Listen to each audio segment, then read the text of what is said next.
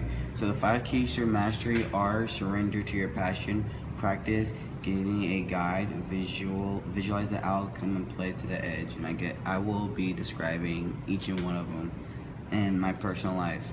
So like surrender to your passion. As a ex-athlete, football and baseball and track were my passions.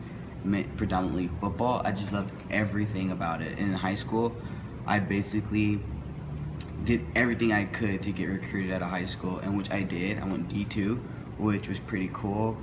And it's just like, it was the love of the game that I loved everything about it. I gave my all to the game for me to get a scholarship and go off to college. Obviously, things didn't really work out, so I had to transfer and come to ASU.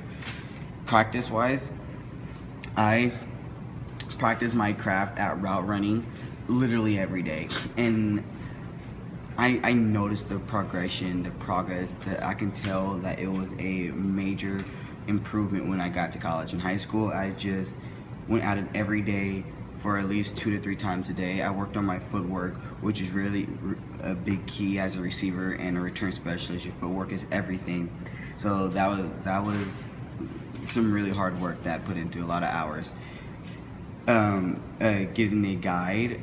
As for a guide, I guess one person I looked up to in professional football, which I could say would be Steve Smith and Antonio Brown. As smaller guys and smaller receivers, I looked up to them, and I emulated my craft after them because they were so just these monsters, these beasts on the field, and I wanted to be just like them. Now, visualizing the outcome. Now, I visualized myself going pro, but I had to be really realistic about everything. A lot of factors and variables play into going into professional sports. So with that being said, in high school, I just visualized just getting a scholarship and getting a good education, which I did. I got a scholarship to Dixie State University, and I did what I was supposed to do.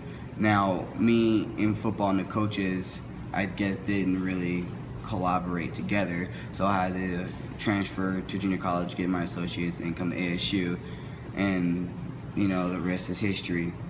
Now, playing on the edge, what I did playing on the edge was in high school that I didn't really dedicate myself to the books in school, where I almost lost my scholarship.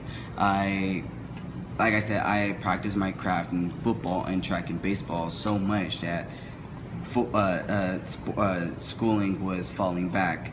And so therefore, when the time was come to sign my letter of intent, my coaches were telling me, hey, you need to do this and this and this to keep your scholarship, or they're gonna drop it. And I worked my butt off and did what I had to do, and things came to happen.